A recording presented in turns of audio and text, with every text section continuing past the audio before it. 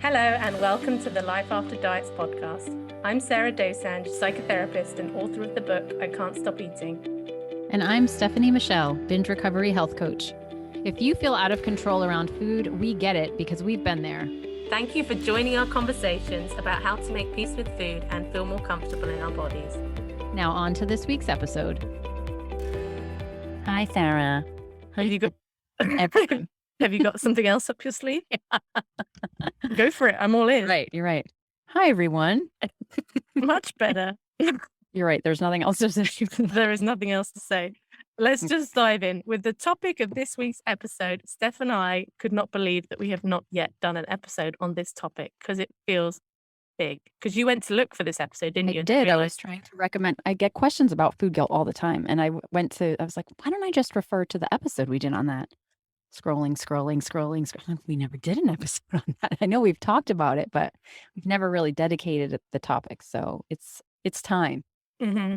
What does guilt mean to you, Steph? How do you define the word? We haven't looked it up. We're going to go with our own definitions. Guilt, I just picture hanging my head low. It's related to shame to me. The thing that's tricky about it is that you can intellectually have clarity on that, right? So it's kind of like, well, I've decided to give myself permission to eat, but guilt is the feeling. So it's this way of feeling that you're doing something wrong, even if your mind can tell you differently. And that's why this concept is so difficult, because I think a lot of times we're wrapping our heads around, okay, like it's not bad for me to eat X, Y, and Z. Like I know releasing this guilt is part of this process. I'm on board with that, but that doesn't make the feeling go away. Remembering that guilt is an emotion, not an intellectual concept necessarily. And so I think that's what's hard, is that you can have all good intentions of getting rid of food guilt, but how do you do it? Like if it's in there, it's in there, especially when we talk about having feelings and allowing feelings, and thoughts do come into, well, that's part of how I've dealt with food guilt. I'll talk about that. But why? What is your definition? And what is the definition, by the way? I don't know. You could look it up while I'm talking. Oh, I thought you were doing that. That's why no. I was on and on. I was so busy listening and hanging on your every word, I wasn't going to be distracted by seeing what it actually meant. For me, then, guilt is a response to when you believe you've done something wrong. But at that visceral level, like with food, it's like it's so quick. And when something feels wrong, like feeling too full, or even just that smallest belief of I shouldn't have, sets it off. I think we have to start with the cognitive, but I agree with you. The cognitive isn't necessarily enough on its own to chase that feeling away, but really looking at like, where are the belief systems that are holding up this idea that eating more than we think we should is this terrible crime that we're committing. Yes, and you bring up a good point, because I think there's two intellectual layers here. One being the one that's conscious. And I think that's the one we're most often trying to change. Like, I know, or yes, okay, I believe, like I mentioned. But there's also this subconscious layer. And that's so quick. And I think that's so embedded in us. We don't necessarily recognize that we are still carrying that. And I see this with clients in that we will talk about permission and letting go of guilt ad nauseum. And as we move through, there's a module in my course that it's a little bit further in, and it asks to look at what are all your beliefs about food and what are all the rules. And when we talk about the rules and write them on paper, it's like, oh, wait a minute, this is coming up. And this, I was like, yeah, I thought that I'd cleared that, but this is still there. These are the parts that are like more subconscious. And I think that's what's happening so fast. And that's why that guilt layer, the feeling layer is still there.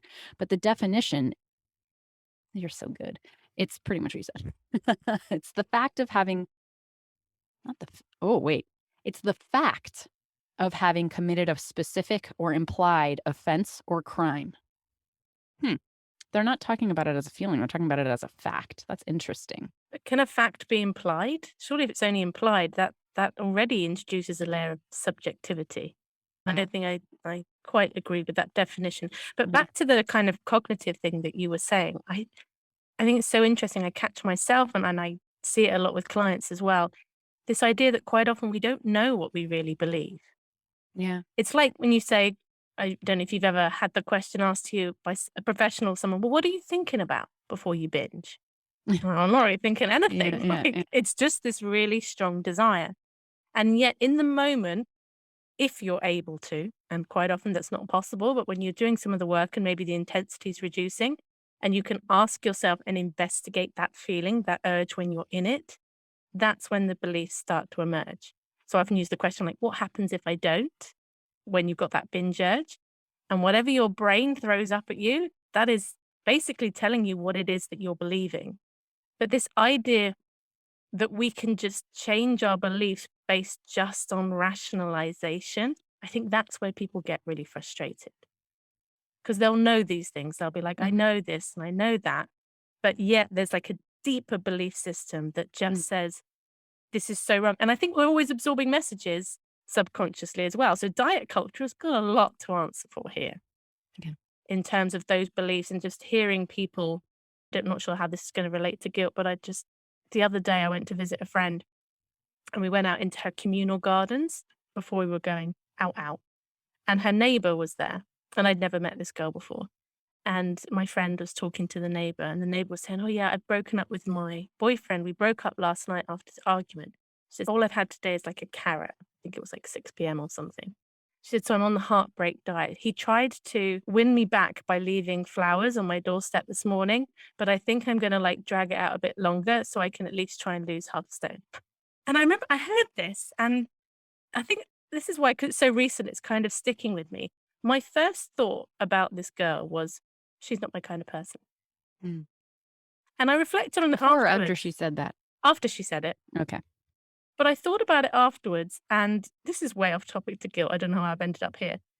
I thought there can be this sense of, and I'm hoping other people out there will relate to this and I won't just sound like a prick, the sense of sort of feeling slightly superior when you feel like you've undone something, that other people are still stuck in. It's like we feel like our eyes have been opened to something, and there are other people still walking around with their eyes closed to diet culture. Yes. Geez, but that's how I felt about healthy eating. This is orthorexia. I watch this all the time. Like, don't become the cult of anti-diet. Don't the morality just translates there. But there's obviously something human about this, about awareness and self-awareness. I think it's important to watch, and I think it's more important that you're saying it. Yeah. That you're calling it out. How does this relate to you to guilt? Do you have guilt about that? I think so. Yes, I did. Okay, I good. did. Afterwards, I felt like I'd been in that moment, even though I hadn't said anything, I felt really judgmental. And maybe I didn't make so much of an effort to talk to her and introduce myself and say hello in a way that I might have done otherwise. So there was there was a sense of feeling a bit uncomfortable because I did feel like I had judged. And when I thought about it afterwards, that didn't feel good. But that guilt, here we go. I can make this tie up.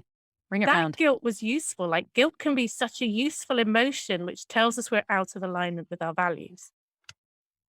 But when those values are taught, diet culture values that we're Right. trying to undo, we've now got conflicting values going on. Yes. So people feel guilty about having diet thoughts when they're trying to undo it. They feel guilty about going against diet culture when they're hearing diet culture messages. I think sometimes it feels like not being able to win. Yes. But what you bring up is a good point, and this is like the crux of guilt for me when I talk about guilt and how I feel like I've made sense of my own. It's using it productively. So there is such a difference between saying, I feel guilt, like having guilt about something or having guilt come up and then moving it into shame versus having guilt come up and then being curious about it and using it as information. So there's times where I feel like I'll have some moments. I don't know if it's food guilt because but fine in the more beginning phases of recovering, there was food guilt that came up, and sometimes people will ask me, well, like, how did you get rid of that in that first year? That whole time where I was like, today I'm starting. Where did the guilt go? And I think what happened was that I was like, all right. First of all, there was a bit black and white about it. I was like, I'm doing this, so I'm doing this. And whenever the guilt would come up, because I was like, all right, I'm ready for you. It was like, all right, like, what is this about? What does this mean to me? And is this something I want to take or leave? So where the something would show itself, guilt would show itself, I would say, that's interesting. I mean, I wouldn't really do it like this, but for purposes of telling the story. Like, this is interesting that this is here. What is this? Whose value is this? Is this my value? Does this make sense to me in the purpose of what I'm doing? So there was a certain amount of being with it, being like, I'm looking you in the eye. Yes, I feel guilty about eating this pizza or whatever. Okay, I know that's old. I know that that's born of diet culture, but does it make sense for me to be eating this pizza right now? And so sometimes it might be, well, in the beginning it did make sense all the time, but later on it turned into, am I just maybe this guilt is here because I'm eating this pizza just because I feel like I can, but I don't really want it. Maybe I don't really want it right now. And it would cause this line of inquisition that would sort of let me, and it wasn't about what I chose. It wasn't about let that guilt make you say no. It was more like let that guilt help you inquire. And then I was free to say, no, it does make sense. I've actually thought that through and the guilt doesn't actually apply here. So I'm going to go ahead and eat it. Or maybe the guilt is here because something's out of alignment with something I'm trying to do here. And that's just pointing it out to me. I don't need to take that and feel bad about it. I just need to take that and integrate the information. I can do that. That's what guilt is kind of for. It can be just a suggestion to you that something might be in conflict. Can we investigate that further and then come to a new conclusion if you need to? But not to say where the inclination would be like, you look at what you do. Look at what you've done. You're making a bad decision. Um, and I continue to use guilt that way, mostly. Yeah. When you were saying that, I was thinking of the idea of proportionate. If you are, I think sometimes when the guilt is so big and so overwhelming over eating pizza, can you recognize at what level is this not about just this pizza here, but about all the messages and about what you think it means, and maybe about what you're anticipating about the future and what you're believing about your body? When all of that is in the mix, it's huge. And on the flip side, when it's that huge, it's even harder to investigate because you're being swallowed up by something. Yeah. And I don't think we can talk about guilt without talking about expectations. If your expectations of yourself are so high that you are never feeling like you're meeting your own expectations, you're going to live in a constant state of guilt. And Yeah. I see this all Yeah. the time. People have such big expectations of themselves. I should be able to do this. I should eat like this. My body should look like this. I should be able to apply these recovery tools. I should be journaling. I should be checking in with myself. I should be doing all this inquiry stuff that I keep hearing about. It's these shoulds Shoulds. Yeah. that just create like this avalanche of guilt. And then at the kind of other end of the spectrum, I wonder, like, because when you were talking about the pizza, I then thought about regret and how I might think of guilt and regret. Because, yeah, I have food regrets sometimes. Sometimes I've eaten something and I was like, oh, that didn't Yeah. feel good. Usually it's about feeling more physically comfortable, stopping sooner. Or if I felt like I ate it in a very, um, there's something about the way I eat something sometimes that doesn't quite feel okay with me, not even necessarily the thing. And there was one, I think this would have been near the beginning of the pandemic. So maybe 2 years ago, I was walking down the road and I went into the shop and I bought a bag of Haribo and I kind of demolished this Gummy bag of bears? gummy bears. They are, I can't remember what they're called, but they've got like the sort of nougat and different colored licorices in. I don't like gummy sweets. I can't remember what they, oh, Or Bala, Balla, Bala mix or something like that. And after I ate them, I was like, oh, hang on. Like it didn't feel good. And there was some guilt. And it wasn't guilt about, oh, I've eaten a bag of sweets. There was something about the way I did it that it felt a bit compulsive. It felt a bit like not how I normally am with food and not how I want to be. And I was like, why on earth did I do that? And on investigation, I had just been to the hospital. I have like yearly appointments with the endocrinologist to manage my condition. And I get weighed at the hospital. And I'm okay with being weighed at the hospital because I actually believe that there are reasons that it's useful for them to know. And I've never received any kind of criticism or any kind of weight loss comments in that department. And I knew what my weight was going to be. So there was no surprise when I saw it. And yet when I left, I grabbed this bag of Haribo and I ate it very quickly. And I thought, mm, I think there's something more unsettling to me about going to the hospital, about just seeing my weight again. And I was really feel like I'm okay with like my weight, the size of my body. I really feel like I'm okay with that, but it's not something I really look at. Yeah, yeah. I think there was part of me that was so far back that was just kind of a little bit just freaked out by the whole experience and wanting something, wanting some comfort, wanting some, I don't know, but it felt like there was guilt after that because it stands out in my mind as something that happened 2 years ago, eating a bag of Haribo on this particular Mm, day. There was a guilt because there was something about, I think it didn't feel quite in alignment with my values. And it wasn't shame. It wasn't okay. shame, Yeah. There's a difference there. but it was this sort of pang of like, I feel like I missed something there. That kind of behavior around food is, it's going to sound a bit dramatic, but dangerous for me not to investigate because it's like a moment like that that makes me think there always has to be a certain level of vigilance. Vigilance is important for me. And I wasn't vigilant, which Mm. is not a terrible thing, but it's not in alignment with how I feel like I need to be with food. This to me is also, there's something in here asking about the distinction between guilt and disappointment. Mm. So the other night, I got really hungry. I was busy all day, and I know I didn't eat enough during the day, and so I knew at the night I would be hungrier than normal, and sure I was. So I had a bowl of cereal, and I had too much of it. Probably not actually, but like in the moment. So I was really full after, and then it was time to go to bed. So I had physical discomfort. It wasn't guilt about eating the cereal itself. It was that like, oh, I ate that so quickly because I was so hungry.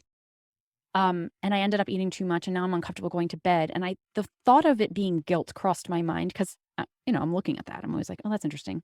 But then I was like, this isn't guilt. This is disappointment. Kind of like, oh, I wish I'd made a better choice. Like, I wish that I'd slowed down a little bit, knowing that what I know about myself, that when I get over hungry, I get a little more impulsive. And so I kind of modified what I would consider guilt. And I think this is important for us to do is to recognize, are we always sure that what we're calling guilt isn't just some disappointment, and are we afraid of that?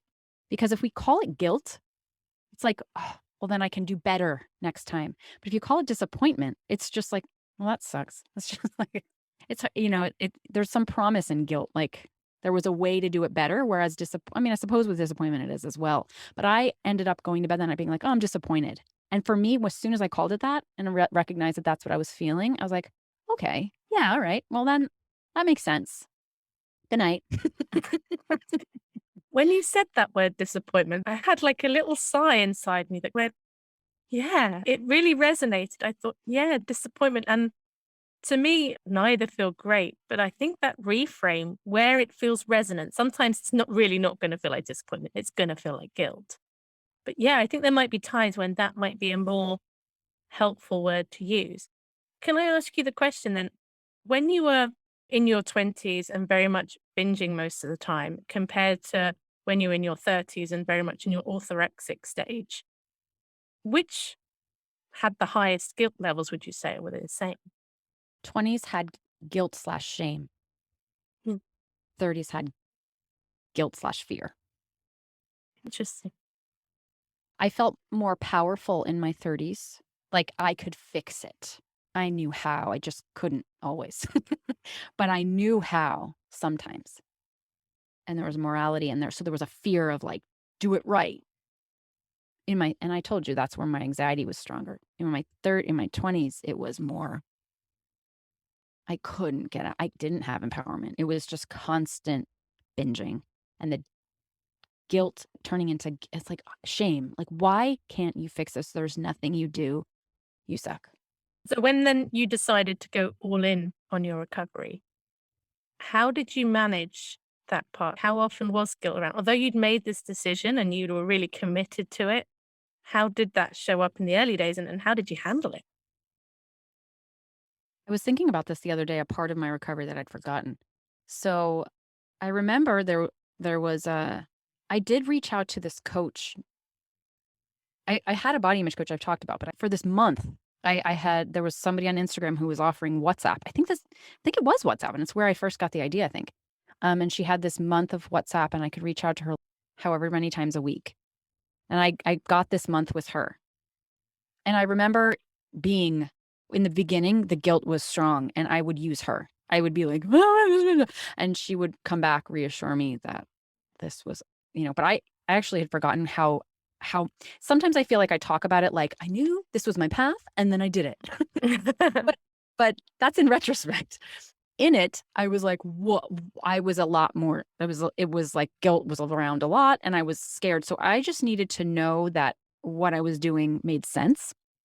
So I would reach out for that. So I had a lot of external supports in place, whether it was the Fuck It Diet, the book, I would reread chapters. I would highlight sections and go back to them. So I would feel the guilt and I'd be like, what do I know is around me that helps me feel better? And I would go to those things. I would listen to the podcast, like things like that to be like, okay, bring that back in. Oh, right. Because my guilt would bring me to a place of, where like I'm not really seeing anything but that. So I needed these other calm sources of more well-rounded information that would help my guilt. It would talk back to it. And I needed that. And so I did that pretty much constantly for the first 3 months. Before that sort of help got around itself. And I also was so exhausted by that point of my own guilt. Like really, I was just like, that wasn't getting me anywhere for decades. So I kind of would notice that I would feel that way and be like, here's the old song and dance. I remember having this kind of exasperation for, oh yeah, you feel guilty again. Like, I'm tired of that. There was a bit of, well, okay. I don't know. There was something in me that was mad about it. So I think both of those things came into play to help through that. A lot of education. I think that was a big piece. And that's what I still stand by that a lot of education around untangling or challenging beliefs that were deep rooted was important for, even though they weren't necessarily, I didn't totally buy into them at first. They were in there now. And that was helpful. Mm. I think one of the most crucial parts of my recovery was around resetting after a binge. And I've done a couple of videos about it because I think I realized that the way I responded to myself after a binge set me up for whatever was going to happen next. So I stopped catastrophizing. I'd have the binge and it'd be the worst thing in the world and I would feel awful. And then I would normally go to something like YouTube or a book and read something that was just, or listen to something that was just reassuring and resetting. Sometimes some Eckhart Tolle, sometimes some Byron Katie questioning thoughts. And then I would meditate and I would be able to calm myself down afterwards and let it go and accept that it happened. That did not make the binging go away, but it did seem to reduce the conflict, which was what I needed in order to be able to even see the situation clearly. So I think that point you make about finding ways to regulate yourself, if you're just sitting there on your own with all these guilty feelings flooding through you, to think that you can just find that with your mind, remembering the things that you're trying to do and reassure yourself isn't always possible. Because typically guilt is followed up with, I'm going to fix it. Right. So that's what keeps us also in the cycle. It's like guilt is the impetus to do it differently next time, as we were talking about, in the way that it can be helpful. But what we've often learned to do is to take that, how that's going to help, how that's going to be fixed is through the next diet or the restriction, right? Rather than the experience of guilt just being, and then, and just there, just leaving it at that piece and finding a way through the guilt, or seeing the guilt itself as something to work through rather than this is a sign that I need to do something to fix my food. Because I think that's the cycle of how guilt keeps the diet cycle alive. It leads you right into the next. For me, it did. It was like that. Okay, I feel guilty. That means tomorrow, this was my plan, right? This was how I was going to fix it. That made my guilt feel better in that moment. Just the promise of, okay, I've got a plan now. Okay, that will temporarily ease my guilt. What it would have been like for me to feel guilt, shame, or disappointment, or whatever it might have been, and just full stop it there. Like that's the thing to get through rather than let me get this to get away as fast as I can by making a plan. Hmm. And I guess when the guilt comes, I think a lot of people will talk about their food guilt, but really it's the shame that they're talking about that's so uncomfortable. So there's the guilt, which is I've done something wrong, I've messed up in some way. And then the mind's going to try to make sense of that, try to make meaning or reason it. And then if the mind goes into what's wrong with you, you're the problem, that I think is when it goes to shame. And a little bit like with the neighbor, I had these pangs of guilt. I didn't feel shame. I just investigated what that was about. And I appreciated the realization that came from it. And so now that's what it would be like with food. If I had a pang, disappointment, again, I'm sort of reluctant to use the word guilt, but some uncomfortable feelings about what I've eaten, why I've eaten. That ability to reflect and wonder what's going on is doable now. And I think it's more doable when you're not swirling around the cycle. Because if it feels like the same thing's happening every day, the guilt feels fruitless because it's like, well, I can look at what I'm doing, but I've been doing the same thing for days, weeks, months, years, and I'm only going to do the same thing again. So it's almost like the guilt can't teach when the shame's there. Being able to somehow release shame. I think it's the main thing that keeps people stuck in Yeah. recovery. Without a doubt, it's a shame. And I think one of the best ways of getting out shame is through community. If you want connection and support around any of the topics we talk about on the podcast, we would love for you to join our membership community. Members have access to monthly online support groups, a private Facebook group, live episode recordings, and member-only Q&As.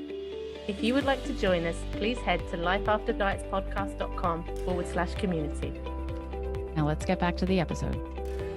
I know we joke and we use it as an excuse to plug our community, but it really doesn't have to be our community. Any spaces where you can interact with people who understand and to find places and content that makes you feel less alone. We have to get to work on the shame part. How do you separate guilt from shame? Or can you give an example of something that would be guilt? I think it's really hard to come up with examples of guilt without shame.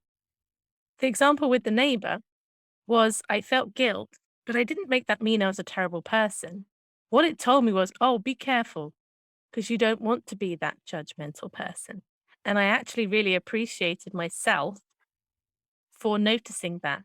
And that's, I think, because I've become much more accepting of my humanness Mm. and that, I'm going to experience feelings that I don't like and I don't enjoy and bump up against my values, all those really uncomfortable ones like, I don't know, envy or resentment, all those kinds of feelings that we tend to sort of associate with just really negative qualities. I genuinely feel like certainly I'm at a point at the moment, my sense of self can fluctuate, where I feel really accepting of those things. So when I notice them, I'm like, oh, what's going on for you? I'm not making them mean Mm-hmm. something terrible about me because I'm not making it mean that I shouldn't have those kinds of thoughts, that I should never be judgmental or I should never have envy. I don't enjoy those things and I want to notice them and release them wherever it's possible for me to. But I really do feel very accepting of that. And that comes back to our self expectations. It's these high expectations that we have that are going to leave people feeling like they're always failing. I just had a bit of an aha. So, because when you told the story about the neighbor, there was a part of me, I think a younger part of me, that heard the story and was like, if that were my story, that would have felt shameful to me. I would have felt like I'm thinking this because I'm a person like that. I would have made a story. And then I was thinking, well, Sarah doesn't do that because Sarah has more self-esteem. So then I was going to talk about self-esteem and how that's related. And then I was thinking to myself, wait, Stefanie, you wouldn't do that now. I have to catch this. I wouldn't. I think that I would be able to talk myself through that. And then I was thinking, how did that change? Because certainly that wasn't always the case. How would guilt, because I can understand how you're saying it was guilt and not shame, but like to me, when I hear it, it's like, no, turn right into shame. And I'm thinking of listeners and people I know who know that incident is just exposing the truth of me. And so then it is about this belief thing, because if we believe that we shouldn't be, or that we are something, if that's a really deep-seated belief and that we shouldn't be, then that will create shame. But where you can start exposing the layers of, no, it's okay for me to have, which is part of self-esteem. I think self-esteem comes from giving ourselves more room and feeling more human in the things we experience, which is part of sitting. I mean, this is why we've really talked about this concept in so many episodes, because there's so many topics that move into this. It's not like eliminate food guilt, eliminate shame. It's like all these steps underneath it of the shoulds and expectations and self-esteem and humanness and feeling feelings. Like these are the layers that build up to allowing one to be able to separate guilt from shame. And I saw that clearly as you were talking. Well, I think that my mantra always used to be nothing tastes as good as being right feels. It was one of the things I could be most defensive about in my personality. And I know we've talked about this before because, like, I have this fear of thinking that I'm right and then having loads of blind spots. And so I really try to manage that part of me and be open to all possibilities and be open to being wrong and flexible in my thinking and being challenged and all of that kind of thing as well. So the only way I could do that is by acknowledging and sort of welcoming the part of me that really wants to be right. And when we judge, that's what we're doing. We're saying, I'm right and you're wrong. Whenever we fall into judgment, I've done this whole flip on that, that anytime I notice myself judging, I really appreciate myself for noticing it. Like I really do. And instead of thinking that I just shouldn't judge, which is just not realistic, I think of it as my goal is to notice when I do and to pull myself up on it and go, come on, Sarah, is that what you want to be doing? So I've accepted that I'll always judge. And Mhm. like the minute anyone tells me that they're not a judgmental person, I judge them because I'm like, that's rubbish. We all judge. Every opinion we have is a Yeah. judge. Every time we think someone's wrong, we're judging. Specifically around something like that, I just feel a little bit pleased with myself that I pulled myself up on it, that I can talk about it and that I can go like, you need to be careful that you think you've somehow got the superior point of view here. I know you're still not that far into your somatic training, but what are your thoughts of guilt at like that somatic level in the body? You know, when it's so reactive, when you haven't even had a thought, Yes. but it's just these old feelings like flooding into the body. I would just be interested in your perspective on that. Mm. So immediately I'm thinking guilt to me is your head that goes down, you kind of curl into yourself and you look away. It's like there's an instinct almost to move away and to hide. So somatically, I'm going to want to do the opposite. I'm going to want to recognize first of all that that's going on, and then go make eye contact and stand taller and stand like change my posture and take up more space as a way of telling my body, no, no. And even where we're having food guilt and eating in that numbed out way because we're having the guilt. And so sometimes we're going to keep eating because we're feeling guilty. And now we want to get away from that guilt. One thing I used to do without recognizing this was what I was doing uh, was to go slower and to eat out loud. I eat on purpose in front of people. And this is part of reducing that guilt slash shame of telling the body, this isn't a problem. This isn't, I'm not embarrassed to be eating. I'm not ashamed of it. I'm not feeling guilty about it. Now, I do want to acknowledge that something that comes up around that concept a lot is for people in larger bodies who face discrimination from eating or will be judged for eating, that is that's a separate layer, right? So there's the personal guilt of I shouldn't be eating. And then there's the social layer of people are judging me for eating. And what we're talking about here is the personal layer of your own guilt about that. And we may have internalized the idea that like I weighed this much or my body's this big. I shouldn't be eating this ice cream cone in public. I shouldn't be. And again, the shoulds of that, there is a difference between I think I shouldn't be versus society says I shouldn't be, and being able to separate that and I think it's important that we're doing that personal work too, as well as dismantling weight stigma, which is a much bigger problem, but at least for ourselves, being able to say, I don't feel guilty for this. Is it a bit like acting as if some of the body stuff? I mean, Yes, that whole acting as if concept can be slightly problematic anyway, yes, but that's it what it can. made me think of. It is a bit, not in a toxic positivity way, but in more of a biochemistry way because of the ways that your body responds to your movements, right? So, like where we are not making eye contact, your body's internalizing that and creating less confidence. This has been shown in posture studies. So where we're able to take up more room, the brain and is like, oh, we are confident. There's more of this feedback of confidence. So you're looking to give yourself that feedback. But yes, there is a similarity there for sure. I think of guilt somatically as heavy. You know, they use the phrase burden of guilt. Guilt is burdensome. It feels like you're carrying something. And that heaviness after a binge, my emotional state after a binge really impacted how I experienced all this food in my body. When the guilt levels were higher, I could feel like I had gained 20 pounds after one binge. And it could honestly feel like my body was enormous and sinking and heavy, and like I just couldn't move, compared to times when I had binged and hadn't had that guilt, maybe eaten a similar quantity of food, and actually I didn't feel as heavy. And I did start to notice this. It made me realize my emotional state after I binged affected my experience so much, even like in terms of my digestion Mhm. and how I slept. And when I could reset, sometimes it almost felt like I hadn't binged. And I'd be like, how can I not feel as heavy as I feel like I should be after the amount of food that I've eaten? I don't know why, and I'm not quite sure where I'm going with this, but the idea of people pleasing came into my head, that those of us who might be more vulnerable to feeling guilty about things, I would say the majority are at that people pleasing end of the spectrum. And I was wondering about that intersect of feeling guilty or taking responsibility for the impact that you have on other people. Mhm. And like I said, I don't really know where this thought is going. So if any are popping into your head, Yeah, please there pick up the are baton. boundaries come into mind. So where we're people pleasing, it's a hard time staying within your own boundaries because we're always enmeshing in other people's and taking responsibility for other people's emotions or things like that.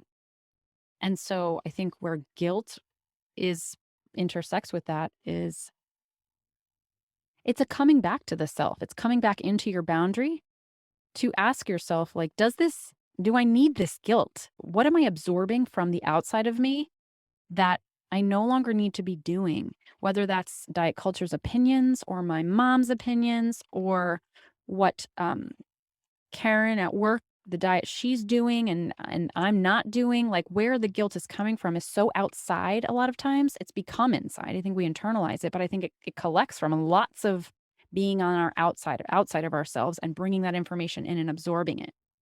And so guilt, working through guilt to me a lot is boundary work of knowing what is that out there and what is in here and how do I keep those things separate. Um, Again, another way that I think this concept weaves in everything and all of these concepts together. Nicely put. Sarah Yeah. just winked at me for everybody not watching YouTube. There is something, though, I think in the people pleasing tendency about being allowed to say no. And when you feel like you have to say yes to everything, you're saying yes to opposing things. I've seen it come up quite a few times where people have had two opposite messages at the same time around food. Things like, you have to eat all the food that you're given, you have to clear your plate, and I want to see you eating, and I want to see you eating plenty. Oh, but don't gain weight and make sure that you're moderate. And having these two opposite pressures and messages that you're absorbing, I think often leaves people in this, it's like an impasse. Whichever you do, you're going to feel guilty about it. Mm, If you eat, you're gonna feel guilty. If you don't eat, you're gonna feel guilty because you think that you're restricting and you're trying to move away from diet culture. And pair that with the all or nothing thinking, and every option seems laden with guilt and not being able to get it, quote unquote, right for yourself and for the external world too. mm. That makes me want to reframe it as confusion, guilt as confusion. But also, it reminds me of the but versus and. So being able to say, I feel this and this, or I think this and this, instead of I think this, but I also, or I feel this, but, it's almost like then you feel like you have to choose between one or the other instead of both of these things exist. That somehow feels more clear and feels more like, oh, yeah, that's true. Yeah, I'm holding both of these things. The guilt then seems to have less of a place to go because then two things are true instead of there's a right and a wrong. Confusion, yes. Again, I had that same moment when you said that word disappointment, where inside I was like, yes, confusion. Yes, yeah, that's exactly what I used to feel around food almost on a near constant basis. And it's the one thing now, which when I'm feeling like a bit agitated and a bit, because I don't often have a variety of foods in the house. I live near shops, so I tend to sort of decide. I have a fair idea a lot of the time, and then I'm also making decisions as I go along at the same time. And when I started grounding myself and saying it, naming my confusion as confusion, it was kind of okay. But in the moment, I didn't realize I was confused. Mhm. but I was confused. And so I just felt agitated and unable to make a decision. When I grounded myself and I said, okay, I'm confused, what I actually need is to remind myself there's no right or wrong answer here. How is it that I want to feel? What feels like a peaceful decision? What are my options? All those kinds of questions. I could then start investigating, but only once I'd named the confusion. Otherwise, I couldn't think to investigate because I was Right. confused. This is the power of language, Mm. and just really having names for things to make concepts of things to it's just really a powerful it's amazing how much that can do when you name something. Yeah. Because I think I catastrophized confusion as well, because I thought I wasn't supposed to feel confused. Another expectations thing. I honestly feel like I genuinely think this is the path to inner peace, Steph. I feel like I've had a big shift on this recently. Mm. That high expectations thing is always fraught with despair. And I think when we lower our expectations, the fear is that we won't be how we think we want to be or how we think we should be. But for me, I found the reality is when I lower my expectations, that's when I can actually hear Mhm. my values and feel more in alignment with my values. And so we're doing this whole expectations thing and putting this pressure on ourselves to be a certain way. And it's that very thing that's keeping us further away from how it is we want to feel about the way we're living. That reminds me of a C episode, I don't wanna let myself go, because I think that's related to the expectation too. If I let go of these expectations, I'm going to let go of myself, whether that's appearance-based or anything. Just the idea of, if I don't have expectations for myself, where's my standards? I'm gonna just sink into nothingness. This also intersects with self-trust. Mm. Um, And if we believe we're bad at our core, yeah, then we need this external benchmark. We need to push ourselves all the time. right. And that's in the like that we're always someone who makes these kind of decisions, or I'm never going to X, Y, and Z. Watching for those internal narratives of the black and white and the all or nothings and the catastrophic thinking. And I think I think a lot of people in this area have that. It's hard to be in that middle ground. It's hard to see the gray areas. So the opinions of self are extreme also. And so if we don't have this external thing, we're going to sink, which can be true. And I think that sometimes we have had experience of that. So we're kind of like, well, I proved that to myself. Mhm. But how have you ever tried it with all the knowledge that you have now? Because sometimes I think to myself, well, there was a time where when I had no expectations of myself, I just like floundered. I mean, I really just sunk. But at the time, I was never thinking about all these things. I was on a mission to sink, I think. I'm rhyming. Um, Sometimes I think it's helpful to remember that you can't unsee what you've seen. So all of the things you've been collecting along your way, um, and all the concepts we talk about and the things that you're learning about yourself, remembering that's new and you have access to that now. And that will inform you and your behaviors and your capabilities and your thoughts and and so remembering that, and that's part of your life experience as well that you now have. That's where the self awareness part comes in as well, like to be accompanied with that, to give yourself permission around food, but without any attention or awareness of what's going on and noticing. And for a lot of people, they just find then it doesn't work. So permission didn't work for me.